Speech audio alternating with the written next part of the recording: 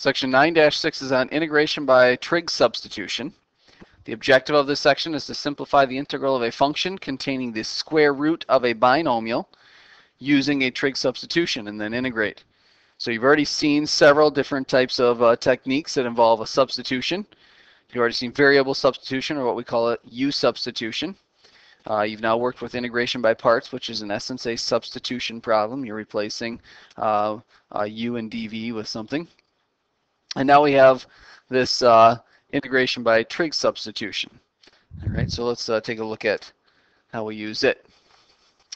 First of all, a trig substitution means that you're going to use right triangle trigonometry to substitute for some form of the square root of x squared plus a squared, or the square root of x squared minus a squared, or it could be the square root of a squared minus x squared, where a there is some constant. And it says some form of that. It could be some power of this. So it could be that quantity squared or that quantity cubed. Of course, if you square a square root, then you don't even have a square root in there. It's just x squared plus a squared or whatever. All right, so let's take a look at these three different scenarios here, these three different cases, and what it looks like for the right triangle trigonometry here that we end up with. So, all right, so this first case here, we'll call this case 1.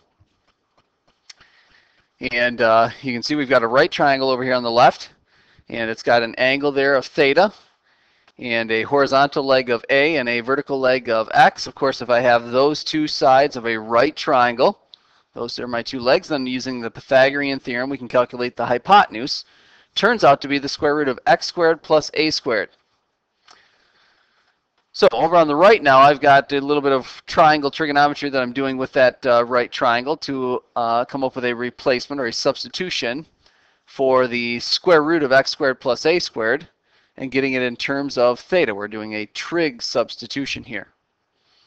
So if I look at the hypotenuse there that involves the radical, and the horizontal leg of this, which is the constant, those are the two legs that I'd want to work with here.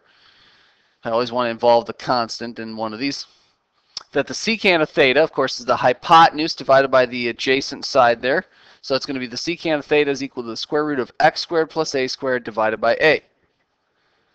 Or solving for that square root, it would be a secant of theta is equal to the square root of x squared plus a squared. So if I had that square root right here in my problem, I could now replace it with a secant of theta.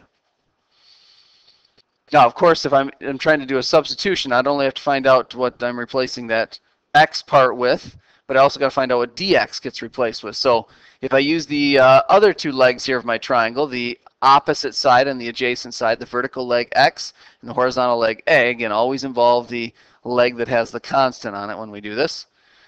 You have tangent of theta is equal to x over a, or solving for x, you'd get a tangent of theta is equal to x. And then if you were to take the derivative of that to find the differential, really is what we're taking, finding the differential of both sides of that, you'd end up with derivative of a times the tangent of theta is just a times the secant squared of theta times d theta. And over on the right side, you'd have dx when you take the differential of x. And so now I would have a substitution for dx. Those are the two basic components that I need. I need a substitution for that square root of x squared plus a squared, and I need a substitution for dx. And I have it now in terms of theta. Now the idea is that I'm going to go from a function that I can't integrate that involves one of these radicals, one of these square roots, and rewrite it in terms of some trig functions that I can integrate. And if you recall, in the last section, we learned about how to integrate the powers of trig functions. So I should be able to use some of those techniques to help me evaluate this. All right, that's case 1. This is what happens if you're working with the square root of x squared plus a squared. That turns out to be the hypotenuse. And notice that we end up doing a substitution that's going to involve secant and potentially tangent. Okay. All right, let's look at case number 2. Case number 2. Here's the same triangle basically, but we've moved around a couple of the sides. Now we're putting a on the horizontal, that's where it was before, and x on the hypotenuse. Now if I have A on the horizontal leg there and X on the hypotenuse, then again using Pythagorean theorem I can find the measurement of that third side, that vertical leg. It's just going to be the square root of x squared minus a squared. Okay, and once I have that set up, I can then again find the relationship between that square root as well as dx. So let's start with that square root part first. The tangent of theta would involve the opposite side and the adjacent side, the vertical leg and the horizontal leg. Again, you always want to involve that leg that has the constant on it. So tangent of theta would be the square root of x squared minus a squared over a, or solving for that radical there. A tangent of theta is equal to the square root of x squared minus a squared. So I now have a substitution in my problem for this quantity, square root of x squared minus a squared. It would be a tangent of theta. And now I also need to find out what dx is equal to, so use the other two legs here, actually the hypotenuse and the adjacent side. Again, the adjacent side is a side that has the constant there. That's what we always want to include. So the secant of theta would be x over a. Solving that for x, a secant of theta would be equal to x. And now to find the differential of x, I got to take the derivative of both sides, or the differential really of both sides. So it's a times the derivative of secant is secant of theta, tangent of theta, d theta. And that's equal to, the differential of x is just dx. And so now I have a substitution that I can make for my dx in my problem. And get it all in terms of theta. That's the whole idea. We're replacing some function that involves this radical, some integral that involves the square root of x squared minus a squared, and replacing it with some trig functions. All right, in this case it would involve again secant and tangent of some sort. All right, let's take a look at the last of the three cases. And the last of the three cases looks like this. This was the case where it's the square root of a squared minus x squared, so it's the constant squared minus x squared. Again, the triangle looks very similar, but now we've got x on the vertical leg and a on the hypotenuse there. And so again, using Pythagorean theorem, we can find that the horizontal leg here would be the square root of a squared, the hypotenuse squared, minus the x squared, the vertical leg. And again, now if I want to find what that radical is equal to, in terms of theta, that's on the horizontal leg, and use the leg that has the constant, or actually it's a side with the constant, that's the hypotenuse. So that's the adjacent side and the hypotenuse. That sounds like cosine. Cosine of theta is equal to the square root of a squared minus x squared divided by a, and solving for the radical, a cosine of theta is equal to the square root of a squared minus x squared. So again, if I had this in my integral that I was trying to evaluate, I could now replace that with a cosine of theta. Now again, I've got to find out what dx is equal to, so use the other two sides of my triangle here, the vertical leg and the hypotenuse. To find that, sine of theta is equal to x over a. Solving for x, you get a sine of theta is equal to x. And now take the differential of both sides, and we'll get a cosine of theta d theta is equal to dx. And once again, we've now come up with a substitution that we can make for the dx in terms of theta and d theta. And so again, this technique you can see, or this type of problem, is going to involve rewriting that radical in terms of some product of sines and cosines. And again, the idea is that hopefully I can evaluate that integral now. All right, now these three cases that we just went through here, those are good. I think those kind of help show you the different scenarios here, but it's not a case that you should be memorizing these three cases. That's not what the point of this was. It was just to show you what this looks like. But rather, we can actually come up with kind of a list of rules here that we're going to follow as we go through this. And this is basically, I would suggest to you, is the better way to try to remember this. This is how you want to set up your right triangle every time that you do this. And basically, you need to sketch a right triangle and actually write on that right triangle the legs of it and the hypotenuse, label those sides, and then actually write down your trig evaluations, your trig equivalents.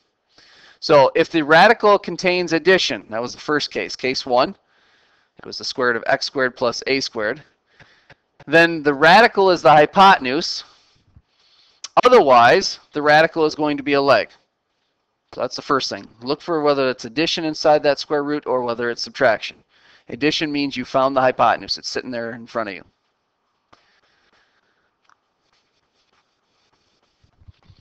Secondly, if the x is a leg of the triangle, then you want to put x on the vertical leg. All right, so if you can, put x on your vertical leg. And then the third rule here, basically, that we're going to follow, if x is the hypotenuse, then put the radical on the vertical leg. All right, and that was kind of like the second case that we saw there. X was the hypotenuse, and so we had the square root on the vertical leg. All right, so if you remember those three rules there, those pretty much tell you how to set up the triangle that you want every single time. Now, it turns out, obviously, you can switch around the two legs of your triangle, and it doesn't change much in your problem. But, however, it does change the trig functions you come up with, and therefore can make the problem a little bit more difficult. The whole point of following these three rules here is that it will always involve either secant and tangent, like you saw, or sine and cosine. And it's in the order that we did those. If you switch those around, then it's going to be a little bit more difficult. In particular, you're going to get those negative signs to show up when you go to start taking derivatives and antiderivatives and so forth. All right, so here's the method that we're going to follow each time. Let's try this out on an example. Look at example 1 there. They ask us to evaluate the integral of dx divided by the square root of x squared minus 9. Now, again, my thought process here when I look at this radical to begin with is this. I'm looking at this square root and I'm thinking, man, I think I could actually draw a right triangle that would have one of the sides of that right triangle being the square root of x squared minus 9. And of course, saying that and then actually sketching it. So let's see if we can actually sketch this triangle out and see what we end up with. So if we were to sketch this triangle, call this our angle theta. Now, actually, to set up your three sides of your triangle, they're all actually written right here in the square root of x squared minus 9. All three sides are given right there. But the way that I'm going to set this up is by first looking at the fact that it's the square root of x squared minus 9. So the fact that it's subtraction tells me that this does not go on the hypotenuse. So the next thing to consider here is looking underneath that square root. And whatever that first term is, it's x squared in this case. The x squared is telling me what the hypotenuse is. So this guy right here is the hypotenuse. The fact that it's subtraction, and then whatever the positive term under there is, that's what tells me that that's the hypotenuse. The hypotenuse is going to be x, which when he said when x was going to be the hypotenuse, then we want to put the radical there on the vertical leg. So the radical here is square root of x squared minus 9 goes on the vertical leg. And then the other leg is going to be basically sitting right here, this 9. This is our horizontal leg. It's not 9 though, just like the hypotenuse was not x squared, it's the square root of that quantity. So the horizontal leg is going to be 3. Okay? So again, when you look at that entire radical there, all three of those sides are determined right from that radical. Now that I've got the triangle drawn, I can actually go and find what my radical is equal to. So I'm going to start out with the vertical leg, that's got the radical on it, and my horizontal leg, because that's got the constant. That's what we said, always involve the constant when you set this up. So that sounds like opposite and adjacent sides. That sounds like tangent. Tangent of theta is equal to the square root of x squared minus 9 divided by 3. And solving for that radical, you have 3 tangent of theta is equal to the square root of x squared minus 9. Now again, I'm not memorizing those 3 cases that I had on the previous slide. I'm just simply drawing the right triangle and then using it to come up with this. So it's not a case that I got to memorize anything as far as the what tangent of theta is equal to here. But rather, the memorization that I got to do is I got to know where to put the sides of this triangle at. Which part is x, which part is the 3, which part is the radical.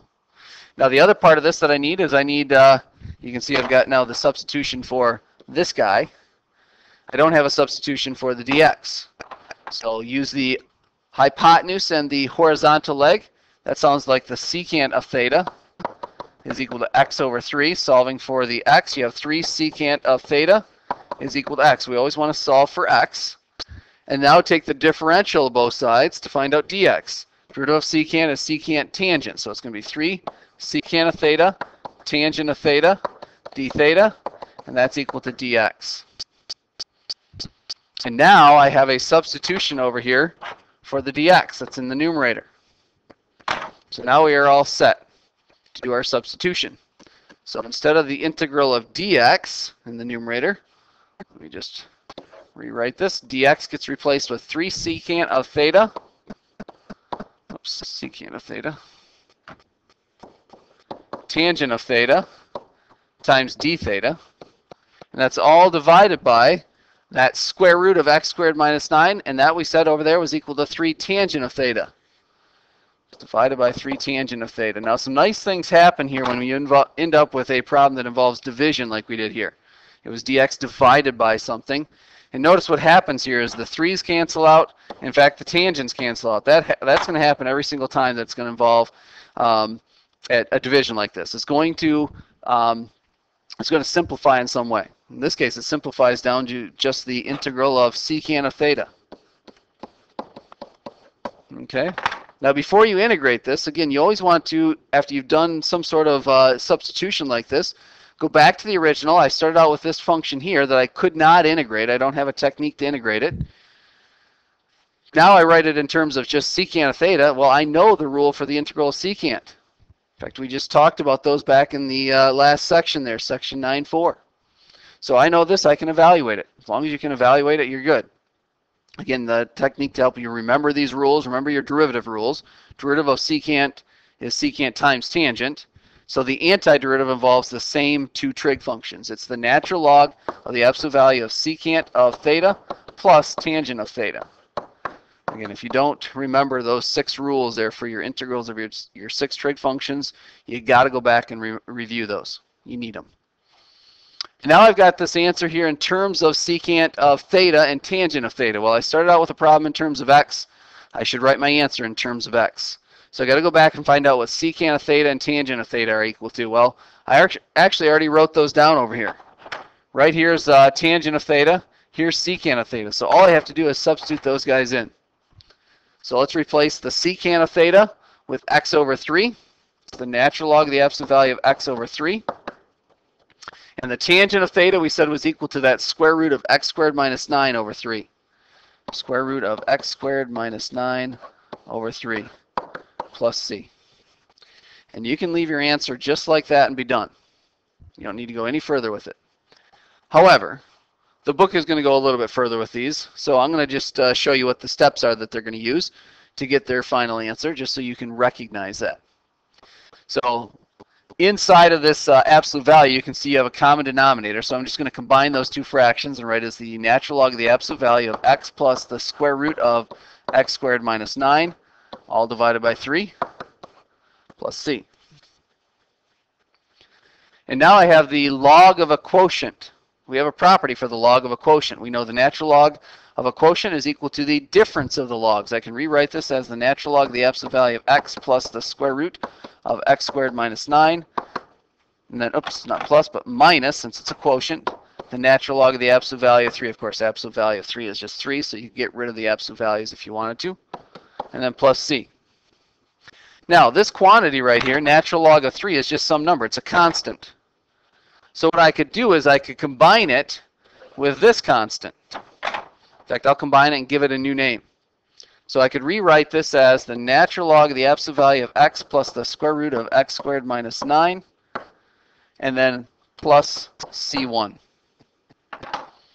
All right, so if you're looking at the, if you're checking your answers in the back and you're wondering how they went from this answer that you got at the top to the answer they're going to show you in the book, which is what we have here at the bottom, how'd they get rid of those 3's? Well, that's what the trick is. They've used the log of a quotient property and combined that denominator, that constant, with the plus c.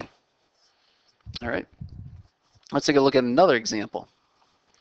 Look at example 2 here. It says evaluate the integral of dx over x squared plus 37. Now again, this is it doesn't quite look like it fits the kind of problems that we're talking about in this section, but let's rewrite this just slightly. I can see that it's got an x squared plus 37, so it kind of looks similar to problems I've seen in this section, but I'm going to rewrite it this way, as the square root of x squared plus 37, and then square that quantity. Those two, of course, are the same thing. When you take a quantity and take the square root of it and then square it, you get that x squared plus 37 right back. But now I can see that I've got that square root in there. If it helps you to rewrite it, do so. It's obviously not necessary, but you should recognize the fact that it's x squared plus some constant. It doesn't have to be some constant, some perfect square, just plus some constant. That's going to involve this technique. All right, so let's draw our triangle. And because of the fact that it's a addition there, it's the square root of x squared plus 37, that means that that radical goes on the hypotenuse. So that's this scenario. When that goes on the hypotenuse, again, sitting right here inside of this radical are the other two legs. This right here is a leg, and the 37, really the square root of each of these, are the other two legs. So sitting right there in front of me is the two legs that I need. I'm going to put x on the vertical leg. That's what we said to do. If the radical is on the hypotenuse, then you put x on the vertical leg, and put the square root of 37 on the horizontal leg. And again, double check that in fact this, using Pythagorean theorem, that this in fact gives me a triangle with that hypotenuse that we said. But square root of 37 squared plus x squared definitely would give me that hypotenuse. All right, so now let's find out what that radical is equal to. Again, we want the hypotenuse as the radical and the horizontal leg there is the constant. So that sounds like secant. Secant of theta is equal to the square root of x squared plus 37 divided by the square root of 37. So that means the square root of 37 times the secant of theta is equal to that radical, square root of x squared plus 37. Again, it's not a case that I'm memorizing those three cases. I'm just simply setting up the right triangle. And now that I do have to know how to set it up properly. But once I have it set up, I just simply use my trigonometry to come up with the relationship between that square root and theta. Now we're going to do the same thing to get x. And x is on the vertical leg there. So I'll use the vertical leg and the horizontal leg. Always use that constant. That's the tangent of theta, is the x divided by the square root of 37. And so the square root of 37 times tangent of theta is equal to x. And now find the differential of both sides. So we end up with the square root of 37 times the tangent of, oops, I've got to find the derivative of that. Derivative of tangent is secant squared of theta, d theta, is equal to the differential of x is 1 times dx. Derivative of x is 1 times its differential. And now I've got my substitution. So let's fill that in. So instead of the integral of dx that we have in the numerator, this is going to become the integral of dx is going to be the square root of 37 times secant squared of theta, d theta. And that's divided by that, it's that square root squared, remember. So I found the square root of x squared plus 37 was the square root of 37 times the secant of theta. And again, I have to square that quantity. All right, so let's simplify this first.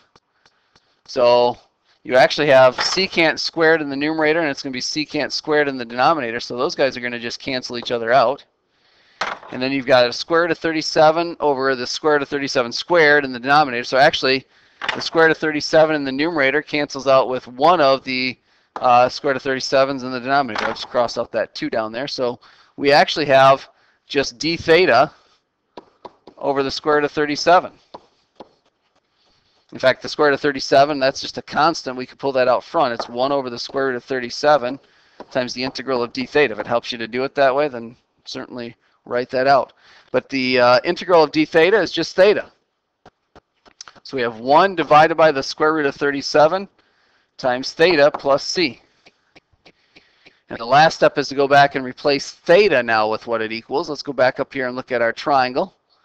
Now we found out what the secant of theta equals and what tangent of theta equals. So I don't have what theta equals, but I do know that I can find theta from one of those two. And usually what we pick is the one that's in a simpler form. You can see that this has an x in the numerator for tangent of theta, versus this has that square root of x squared plus 37 in the numerator. So we're going to pick the simpler one, which is the tangent of theta, and rewrite it. So I can rewrite this as theta is equal to, just using your definition of an inverse trig function here, theta is the tangent inverse of x over 37, x over the square root of 37. And let's make that our substitution for theta down below. So theta gets replaced with the tangent inverse of x over the square root of 37 plus c. All right, and there is our antiderivative of that function. Again, we start out with a function that in the form that it's given in, we cannot integrate. U substitution is not going to work here. This is not a integration by parts problem. The only technique that's going to work here for us is to use a trig substitution. Now, I say the only technique, and that's not quite true in this problem. You may recall that you've seen the integral of, or you've seen the derivative of tangent inverse, which looks a lot like this original integral. And so that's why our answer turned out to be just tangent inverse, basically. Derivative of tangent inverse is 1 over 1 plus x squared. And so for that reason, we ended up with an answer that was very similar to just tangent inverse of x. All right, and that is the first half of this section.